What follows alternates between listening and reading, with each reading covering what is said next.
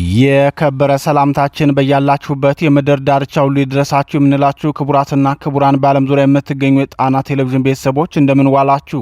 የሚያዝያ 24 ቀን 2018 ዓ.ም የጣና ቴሌቪዥን የዕለቱን ዜናችንን ርዕሶቹን በማስቀደም እናስደምጣችኋለን። የአማራ ፋኖ በአራቱም የአማራ ግዛቶች በወታደራዊ ሜዳውና በፖለቲካው መስክ ውጤታማነቱን አስጠብቆ ቀጥሏል። በሸዋ ቀጠናና በጎንደር ቋራ አውራጃ ላይ ብልጽግናው ከፍተኛ ኪሳራ የደረሰበትን ምት በፋኖ ተመቷል። ከጉና ተራራ ስር ደግሞ በወጣቱ አርበኛ ተመስገን የሚመራው ተራራው ራስ ጉና ክፍለ ጦር ፖለቲካዊ ስኬት የተቀዳጀበትን ድል አግኝቷል። ቀዳሚው ዜናችን ነው። የህሊናና የፖለቲካ እስረኞቹ የአማራ ምሁራንና ፖለቲከኞች ለዓመታት የጮሁበት ጉዳይ ለጊዜውም ቢሆን ሰሚ ያገኘ ይመስላል። የነ ዮሐንስ ቦያለው የዓመታት ጮትና የተገኘው ምላሽ ምንድነው የሚለውን ዜናችን ዝርዝር አሰናድቶበታል። ተሰሙታላችሁ።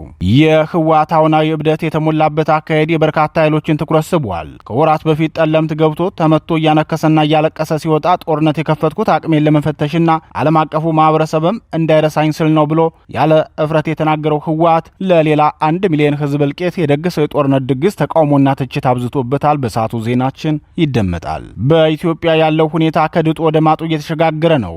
አሁናዊ ቀውሱና ቀጣይ አሳሳቢው ሁኔታ ሊያስከትል የሚችልበት ብቸኛ አማራጭም የሽግግር መንግስት ነው። ለዚህ የሽግግር መንግስት አስገዳጅነት ደግሞ ሁሉም መዘጋጀትና ማሰብ እንዳለበት የአደባባይ ምሁሩ አንጋፋው ዶክተር አክሎግ ቢራራ ይመክራሉ። የአንጋፋው ምሁር ትንታኔም የሽግግር መንግስት በኢትዮጵያ ቅድመ ሁኔታዎች በሚል ርዕስ ተሰናድቷል። ሰዓቱ ሲደርስ ይደመጣል።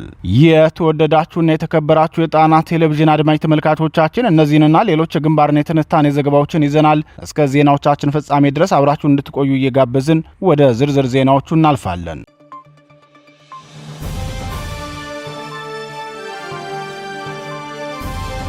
የፋኖ ተጋድሎ በከሰምና በቋራ የአማራ ፋኖ ብሔራዊ ንቅናቄ በአራቱም የአማራ ግዛቶች የሚያደርገውን ተጋድሎ አጠናክሮ የቀጠለ ሲሆን በጎንደር ጠቅላይ ግዛት ቋራ አውራጃ ላይ ብርቱ ተጋድሎ አድርጎ ድል ተቀዳጅቷል። በተመሳሳይ በሸዋ ጠቅላይ ግዛትም በከሰም ቀጠና እና በይፋት አውራጃ ፋኖ ከፍተኛ ድል የተቀዳጀባቸውን ተጋድሎች ማካሄዱን አስታውቋል። የአማራ ፋኖ ብሔራዊ ንቅናቄ ሸዋ ጠቅላይ ግዛት አሳምነው እዝ ከሰም ሁለተኛ ኮር ነበልባል ክፍለ ጦር የኦሮሚያ ክልል መንግስት ወደ ሸዋ ቀጠና ለማስገባት ስምሪት የሰጠውን የክልሉ ሚሊሻ እርምጃ እንደወሰደበት አስታውቋል። ከናዝሬት ተነስቶ ወደ አማራ ህዝብ በመግባት ጥቃት ለመፈጸምና ውድመት ለማድረስ በዝግጅት ላይ በነበረበት ወቅት ካምፑ ድረስ የገቡት የሚኒልክ ሻምበል ፋኖ አባላት ባደረሱበት ምት ከ60 በላይ እርምጃ ሳይወሰድበት አልቀረም። በፋኖ ብርቱ ምት ተመቶ ከፍተኛ ኃይሉ የወደቀበት የኦሮሚያ ክልል ሚሊሻ በአካባቢው ሰፍሮ በቆየባቸው ቀናት በማህበረሰቡ ላይ የተለያዩ ግፎችንና በደሎችን ሲያደርስ የቆየ ሲሆን ከ70 በላይ የሚሆን የአካባቢውን ማህበረሰብ ቁጥሩን ለማሳሳት አግቶ ቆይቷል። ያገታቸውን የአማራ ተወላጆችም የት እንዳደረሳቸው አይታወቅም ሲሉ የአካባቢው ነዋሪዎች ምስክርነታቸውን ይሰጣሉ። በዚህ መልኩ የአማራን ህዝብ ሲያሰቃይ የነበረውን የሚሊሻ ኃይል የነበልባል ክፍለ ጦር ፋኖ በወሰደበት ፈጣን እርምጃ 25 ክላሽንኮቭ መሳሪያን ጨምሮ በርካታ ተተኳሽና የወገብ ትጥቅ ሲረከብ 7 አባላቱ ደግሞ እጅ ሰጥተዋል። 60ዎቹ እርምጃ እንደተወሰደባቸው የኮሩ ህዝብ ግንኙነት ክፍል አስታውቋል። በዚሁ በሸዋ ቀጠና የተካሄደው ሌላው ተጋድሎ ደግሞ የአማራ ፋኖ ብሔራዊ ንቅናቄ ሸዋ ጠቅላይ ግዛት አሳምነው እዝ መሐመድ ቢሆነ ኮር የአስቴጉማ ተራራ ክፍለ ጦር በብልጽግናው ካድሬ ላይ የተጠናከረ እርምጃ በመውሰድ ድል አድርጓል። በመኮይ ቀበሌ 5 በተፈጸመው በዚህ የፋኖ ጥቃት ፋኖን በማስወጋትና አስገዳጅ በሆነ መንገድ ህዝቡን የሚያሰቃዩትን የወረዳውን የብልጽግና አመራሮችን ጭና ስትጓዝ የነበረች መኪና ላይ በተፈጸመ የደፈጣ ምት ደምስ አበራ የተባለውን የወረዳውን ካድሬ ጨምሮ 8 የብልጽግና ካድሬዎች ላይ እርምጃ መውሰዱን የክፍለ ጦሩ ህዝብ ግንኙነት ክፍል አስታውቋል። በጎንደር ጠቅላይ ግዛት የተካሄደው የቋራውን ተጋድሎ አስመልክቶ የመይሰው ካሳ ሁለተኛ ኮር ህዝብ ግንኙነት ክፍል ሲገልጽም በቋራ ቁጥር 2 ላይ የጠላትን ሰራዊት አይቀጡ ቅጣት በመቅጣት ድል ተቀዳጅተናል ብለዋል። የመይሰው ካሳ ሁለተኛ ኮር ህዝብ ግንኙነት ክፍል የተጋድሎ መረጃውን ሲቀጥልም የጠላት ብልጽግና ሰራዊት መነሻውን በ3 አቅጣጫ ማለትም ከቁጥር 4 ሽንፋ ቱመትና ዱባባ በማድረግ ወደ ቁጥር 1 በመጓዝ ላይ በነበረበት ሰዓት የአማራ ፋኖ ብሔራዊ ንቅናቄ ጎንደር ጠቅላይ ግዛት በላይ እዝ መይሰው ካሳ ሁለተኛ ኮር ከአራማራ ክፍለ ጦር ጠላት ካሰበ ቦታ ሳይደርስ ቁጥር 2 ላይ ያለ ቀድሞ በተሰራው ኦፕሬሽን ከፍተኛ ጉዳት አድርሰንበታል ሲል ገልጿል። የትናንቱን ሽንፈት ጨምሮ በተከታታይ በሚደርስበት ሽንፈት የተነሳ የብልጽግናው ሰራዊት በየጊዜው ከአዱ እየወጣ እየኮበለለ አንዳንዱም ለፋኖ ትጥቁን እያስረከበ በሰላም ወደ ቤተሰቡ የሚሄደው ቁጥር ጨምሯል ሲል የገለጸው የመይሰው ካሳ ሁለተኛ ኮር ህዝብ ግንኙነት ክፍል ቀጠናው ላይ ያለ የጠላት ኃይል ከጊዜ ወደ ጊዜ እየጠፋና እየተበተነ ነው ብሏል።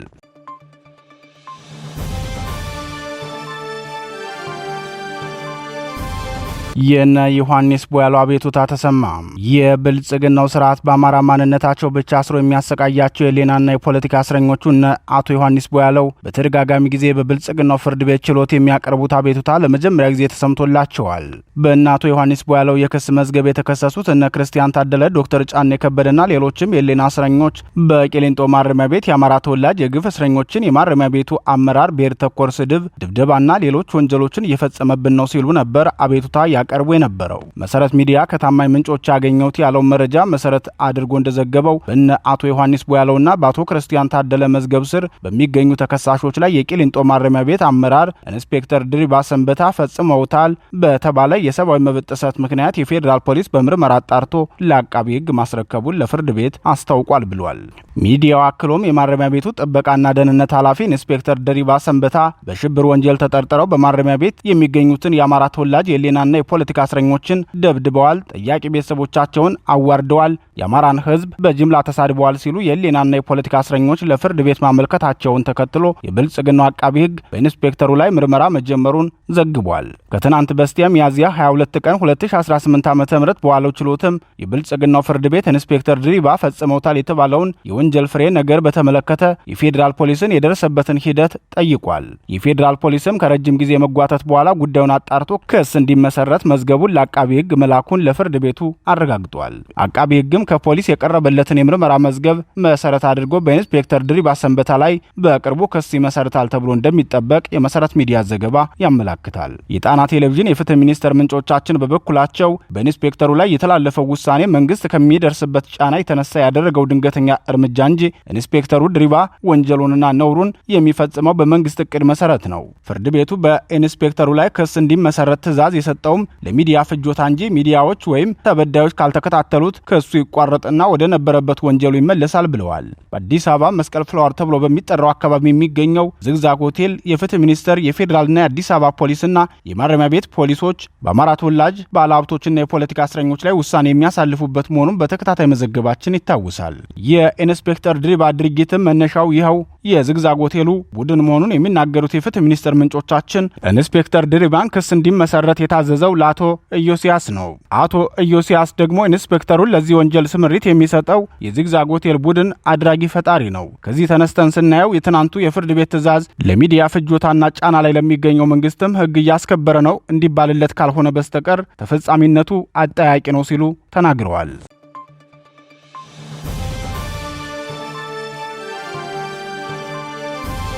ቀውሱ ከትግራይም አልፎ ቀጠናውን ያናጋል።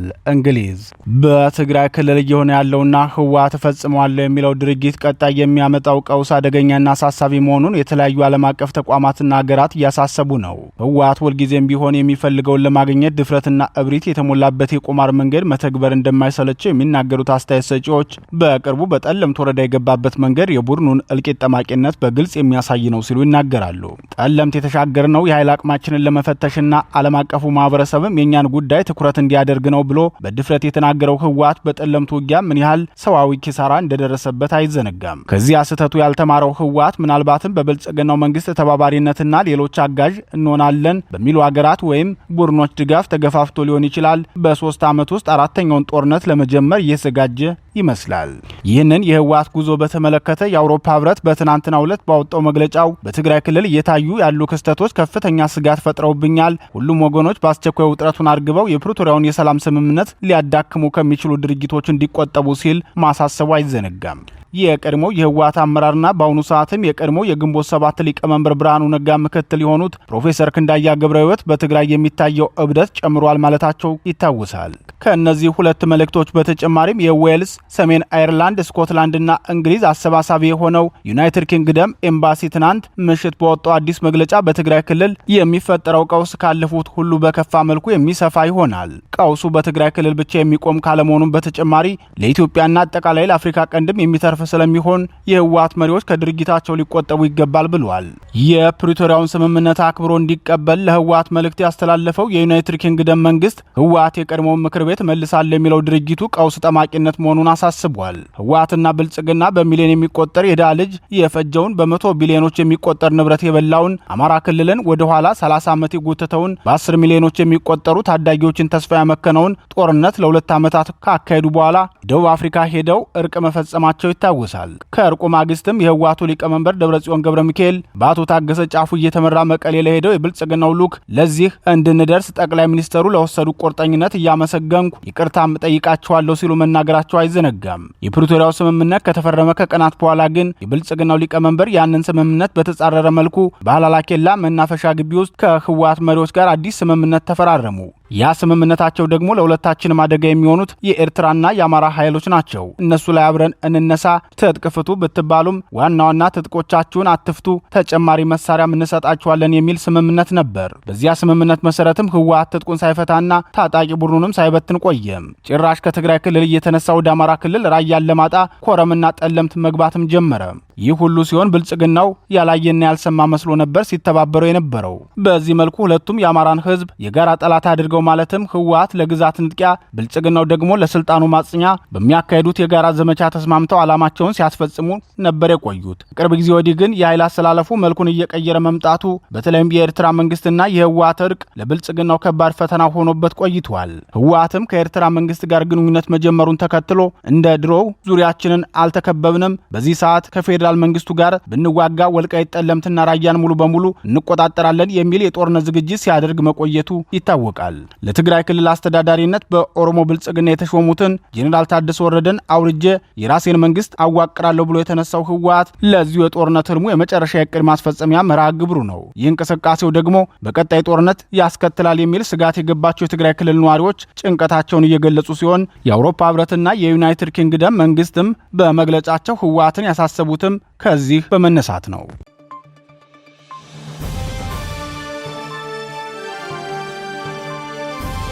ታዋቂው የአደባባይ ምሁር ዶክተር አክሎግ ቢራራ ኦህዴድ ብልጽግና ታሪካዊቷን ኢትዮጵያን እያወደማት ነው በሚል ርዕስ ተከታታይ 6 ትንታኔዎችን አሰናድተው አድርሰውን ለክቡራን ቤተሰቦቻችን ማቅረባችን ይታወሳል።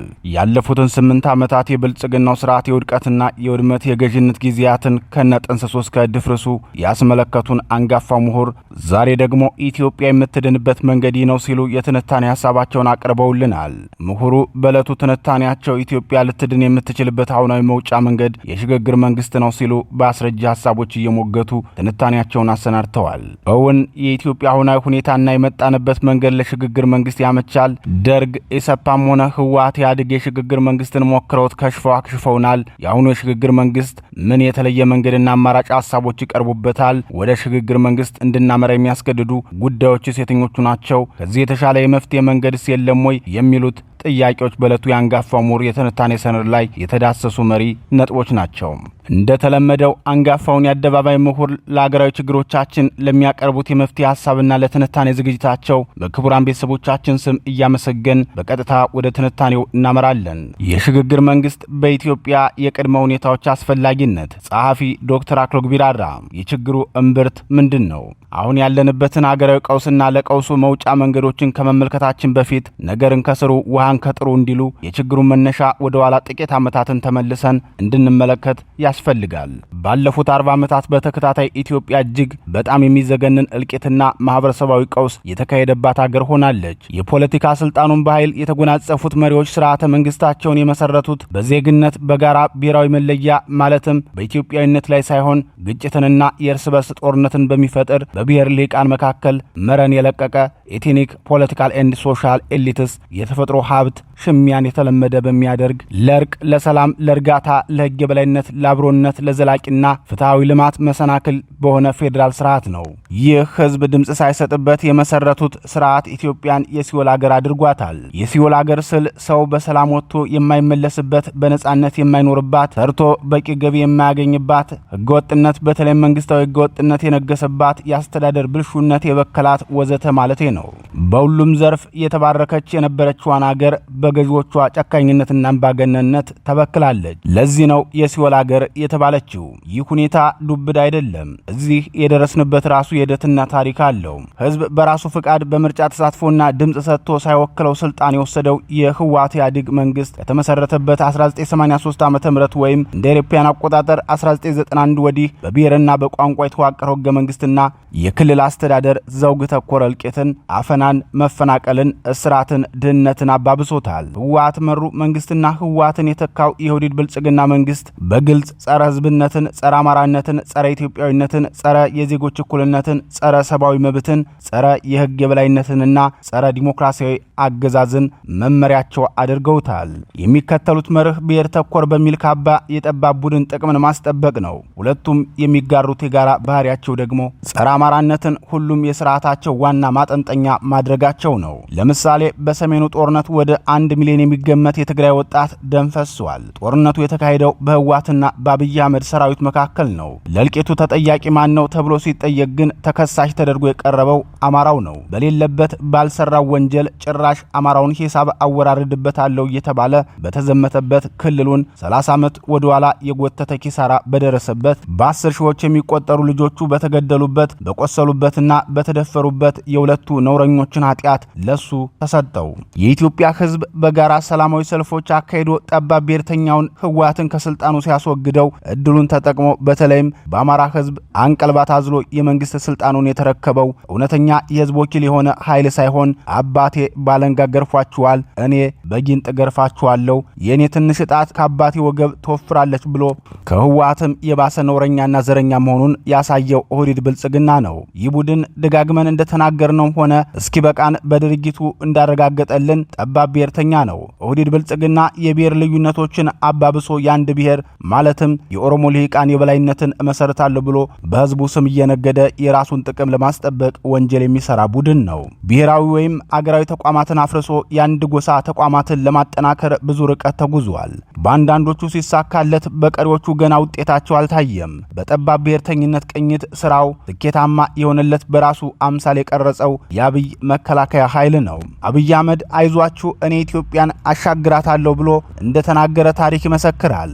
ስልጣኑን ካመቻቸ በኋላ ያደረገው ግን ተቃራኒውን ነው። ማለትም በአንድ ብሔር የበላይነት የሚያምኑ ልሂቃንን ፍላጎትና የራሱን ስልጣን መደላድል ነው ያሰፈነው። ያሻገረውም ኢትዮጵያን ከድህነትና ኋላ ቀርነት እንዲሁም ከጭቆና ወደ ልማት፣ ሰላምና ዲሞክራሲ ሳይሆን የራሱን የስልጣን ጥም ከምኞት ወደ እውነትነት ነው ያሸጋገረው። በመንግስት ደረጃ የጭካኔው ኢላማ ያደረገው ደግሞ አማራውን ነው። ይህንን በተከታታይ 6 ትንተናዎች በመረጃ አስደግፌ አቅርቤያለሁ። ቀደም ሲል እንደገለጽኩት ህወሓትና ኦህዴድ ብልጽግና የሚጋሩት አንድ መሰረታዊ ሀቅ ሁለቱም ጸረ አማራና ጸረ ኢትዮጵያዊነት ናቸው። በሌላ አነጋገር ጠባብ ብሔርተኛ የፖለቲካ ድርጅቶች ናቸው። የነጻነት ግንባር ሆኖ ኢትዮጵያንና ኢትዮጵያዊነትን ለመታደግ አይቻልም። ኢትዮጵያን የመታደግ ፍላጎትና ምኞት ያለው ኃይል ከመጀመሪያውም ጠባብ ብሔርተኛ መሆን አይችልም። ስልጣናቸውና ጥቅማቸው እስካልተነካ ድረስ ኢትዮጵያን እንደ ሀገር ይቀበላሉ። ስልጣናቸው ከተነካ ግን ይህቺ ረጅም ታሪክ ያላት ሀገር ብትፈራርስ አያስጨንቃቸውም። የሀገር ውስጥና የውጭ ተመራማሪዎችና ታዛቢዎች የሚስማሙበት የኢትዮጵያ የዘውግ ፌዴራል ስርዓት ኢትዮጵያን ወደማትመለስበት የመፈራረስ አደጋ እየወሰዳት በመሆኑ ላይ ነው። በሰሜን በኩል ከህወሓት ጋር የተካሄደው ጦርነት ከዚያ ወዲህ በአማራውና በኦሮሚያ ክልሎች የሚካሄዱ ጦርነቶች በብሔርና በሃይማኖታቸው ምክንያት ከ4 ሚሊዮን በላይ የሚቆጠረው የተፈናቀለው ህዝብ ብዛትና ብሶት፣ በሰላም ወጥቶ መግባት ብርቅ መሆኑ ወዘተ የመንግስቱን ባህሪና አገር የማስተዳደር ድክመቶች ያሳያል። ባጭሩ በአብዛኛው የኢትዮጵያ ህዝብ አመለካከት የኦህዴድ ብልጽግና መንግስት ቅቡልነትና አመኔታነት መጨረሻ እርከን ላይ ደርሷል። ይህ መንግስት ራሱን ገምግሞ የስርዓት የተቋምና የመዋቅር ለውጥ ለማድረግ ፈቃደኛ መሆኑ ያጠራጥረኛል። አብይ አህመድ እመኑኝ አሻግራችኋለሁ ካለን በኋላ ወዴት እንዳሻገረን አይተናል። በፍጹም አይታመንም። በእርግጥ አስቀድሞም ቢሆን የሚፈልጉትን እየተናገርክ ወደምትፈልገው ውሰዳቸው ሲል በመጽሐፉ ያሰፈረ የሴራና የተንኮል ሊቅ ነው። አንደኛ የሽግግር መንግስት ምን ማለት ነው? ጥናቶችና ልምዶች የሚያስተምሩን የሽግግር መንግስት አስፈላጊ የሚሆንበት መሰረታዊ ምክንያት ስልጣን ላይ ያለው መንግስት አገሪቱን ለማስተዳደር ሰላምና እርጋታን ለመፍጠርና ስኬታማ ለማድረግ ፍላጎት፣ ብቃትና ችሎታ ሳይኖረው ሲቀር ነው። በዚህ መርህ ካየነው በኢትዮጵያ ያለው አሁናዊ ሁኔታ ለዚህ ጥሩ ምሳሌ ነው። የእርስ በርስ ጦርነት ተባብሷል። ሰው ከቤቱ ወጥቶ ለመግባት አይችልም። የኑሮ ውድነት ሰው ወደማይችልበት ደረጃ ተሸጋግሯል። ነዳጅ ውድ ስለሆነ ተሽከርካሪዎች በሚያሰጋ ደረጃ መንቀሳቀስ አይችሉም። አርሶ አደሩ ሊያመርት አልቻለም። ነጋዴው ሊነግድ አልቻለም። አርሶ አደሩ ማምረት ያልቻለው ደግሞ በሶስት ምክንያት ነው። የመጀመሪያው ምክንያት አርሶ አደሩን የአብይ መንግስት ሚሊሻ አድርጎ እያስገደለው በመሆኑ፣ ሁለተኛ የአርሶ አደሩ ማሳ የውጊያ ቀጠና እንዲሆን በመደረጉና በሶስተኛ ደረጃ ደግሞ ውጊያ በማይካሄድበት ቀጠና የሚኖረውም ሆነ ከጦርነት ውጭ ሆነው አርሶ አደር አርሶ እንዳይዘራ የአፈር ማዳበሪያን ሆን ብሎ ስለከለከለው ነው። በማክሮ ኢኮኖሚ ፖሊሲው ግራ የተጋባው የአብይ መንግስት ማንኛውንም ለህዝብ የሚሰጠው ድጎማ ወይም ድጋፍ ሁሉ ከራሱ የስልጣን ህልውና አንጻር እንጂ ከዜጎቹ ኑሮና ህይወት መናጋት አንጻር አይደለም። የብር የመግዛት አቅም 99 በመቶ የወረደበት ምክንያት ምንድነው ብላችሁ ጠይቁ። ነዳጅን በሚመለከት በኢራን ላይ የሚካሄደው ጦርነት በተባባሰበት ወቅት በቀን ከሚሰጠው ከ9 ሚሊዮን ሊትር በአንድ ጊዜ ወደ 4.5 ሚሊዮን ወረደ ብላችሁ ጠይቁ። የአብይ አማካሪዎች የሚያስከትለውን ቀውስ አስቀድመው ለመገምገም ያልፈቀዱበት ምክንያት ምንድነው? ወይስ እሱ ራሱ አማካሪዎቹን ምክር ሊቀበል ስለማይችል ነው? ትምህርት ለዜጎች ህይወት ወሳኝ መሆኑን መላው ዓለም ከተቀበለው የአብይ መንግስት ለምንድነው ከ11 ሚሊዮን በላይ የሚገመት ወጣት የትምህርት እድሉን የዘጋበት ብላችሁ ጠይቁ። የወዲድ ብልጽግና አባላት ልጆች ይማራሉ፣ የድሃ ልጆች ግን አይማሩም። ይህ የሚዘገንን ታሪክ የሚያወሳው ወንጀል ነው። ጥናቶችና ምርምሮች የሚነግሩን የነዳጅ አቅርቦት ቀውስ በቀላሉ የሚፈታ አይደለም። እንኳን ድሃዋ ኢትዮጵያ ይቅርና የአሜሪካ ህዝብም እየተማረረ ነው። የነዳጅ ዋጋ መናር ለኢትዮጵያ ብቻ ሳይሆን ለመላው ዓለም አሰቃቂ ሁኔታ ፈጥሯል። የኢትዮጵያዊው ግን ከእንቅርት ላይ ጆሮ ደግፍ እንዲሉ የአብይ ኦህዴድ ብልጽግና መንግስት ደግሞ ችግር ፈጣሪ እንጂ መፍትሄ ፈላጊ መንግስት አለመሆኑን ያሳያል። የሚከተለው ፖሊሲ የዳበሳ ጉዞ ሆኗል።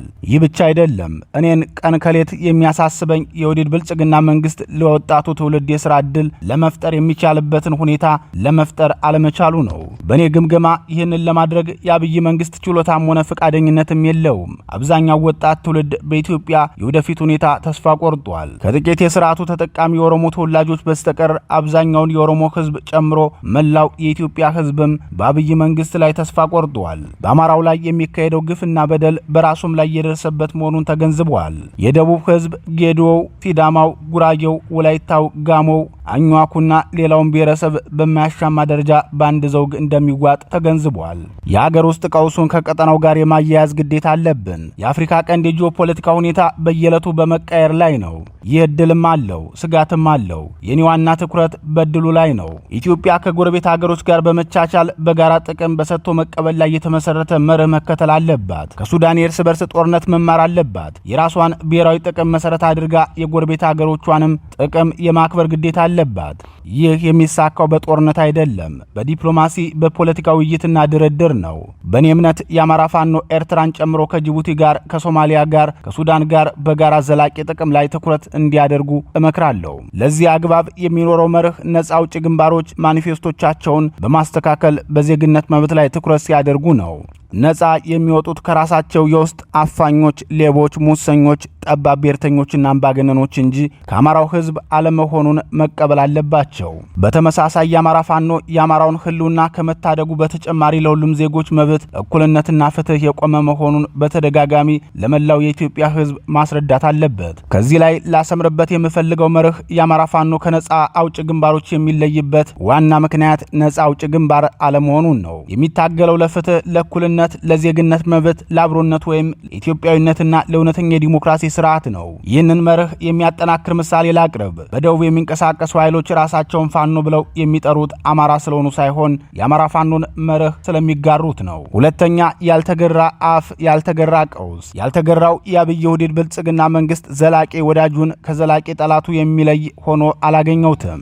እንደ ሰሚው ወይም ኦዲያንስ መረን የለቀቀ ዲስኩር የሚያቀርበው ጠቅላይ ሚኒስትሩ ለመላው ለመላው የኢትዮጵያ ሕዝብ ሕይወትና ኑሮ መሻሻል መፍትሄ ለማቅረብ አለመቻሉን ባለፉት 8 ዓመታት አይተናል። ያልተገራው አፍ በተለይ በአማራው ሕዝብ ላይ ታሪክ ይቅር የማይለው እልቂትና ውድመት አካሂዷል፣ በማካሄድ ላይም ነው።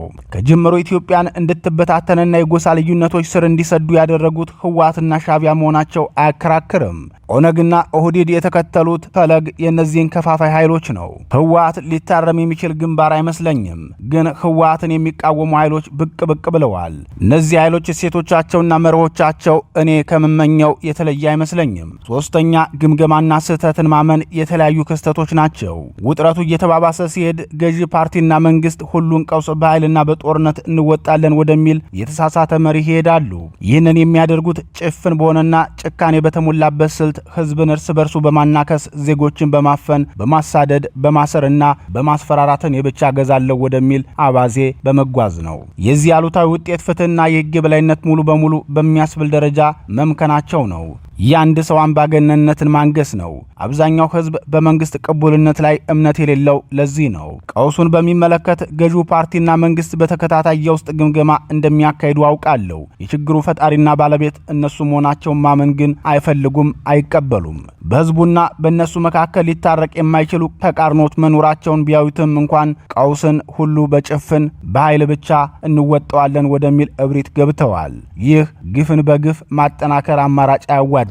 በዚህ ምክንያት ህዝቡ ተስፋ ቆርጦ መንግስት የለም ፈርሷል ወደሚል ድምዳሜ ደርሷል። ይህ ድምዳሜ ለሽግግር መንግስት ጥሪ አመቺ ሁኔታ ይፈጥራል።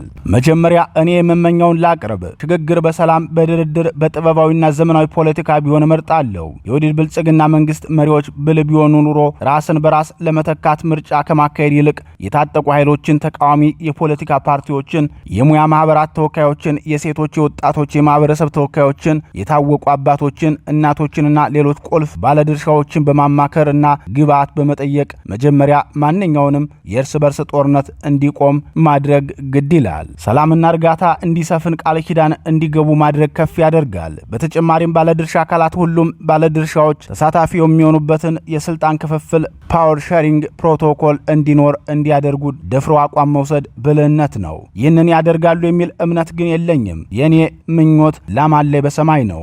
የጦር መሳሪያ ይዘው በዱር በገደሉ የሚታገሉ ኃይሎች የመጨረሻ ግባቸው የዘላለም ጦርነት አይደለም፣ የፖለቲካ ስልጣን ክፍፍል ነው። ይህ ቅድመ ሁኔታ ቢሳካ ሰላምና እርጋታ እንዲፈጠርና ስር እንዲሰድ አመቻች ሁኔታ ይፈጥራል የሚል እምነት አለኝ። ሆኖም ይህ የስልጣን ሽግሽግ ለአጭር ጊዜ የሚያገለግል እንጂ በዘላቂነት እርቅና ሰላም ማህበረሰባዊ እድሳት የሚያስከትል ፍትህ ወይም ሬስቶራቲቭ ጀስቲስ እና ግልጽ የሆነ የፖለቲካ ፍኖተ ካርታ ያስፈልጋል። ይህንን ለማድረግ የሚቻለው ነጻና ፍትሃዊ ምርጫ ሲካሄድ ነው። ይህ ጽሁፍ የሽግግር መንግስት ይዘቱ ምንድነው? ለሽግግር መንግስት ምን ቅድመ ሁኔታዎች ያስፈልጋሉ? ሽግግር መንግስት የኢትዮጵያን ዘርፈ ብዙ ቀውሶች ሊፈታ ይችላል? የሌሎች ሀገሮች ልምድስ ምን ያሳያል? የሽግግር መንግስት በኢትዮጵያ ከሌሎች ሀገሮች የሚለይበት ምንድነው? የሚሉትን ለመገምገምና አቅጣጫ ለመጠቆም ነው። በተጨማሪ የሽግግር መንግስት ቢመሰረት ደርግ፣ ወያኔና አብይ አህመድ ከመሯቸው የሽግግር መንግስታት የሚለይበት በምን ላይ ነው? ከሶስቱ የሽግግር መንግስታት ምን እንማራለን? ለሽግግር መንግስት ምን ቅድመ ሁኔታዎች አግባብ አላቸው? የምንስማማባቸው ግዴታዎችና መርሆች ምን ምን ያካትታል? የሚሉት የሚቀጥሉ ይሆናል።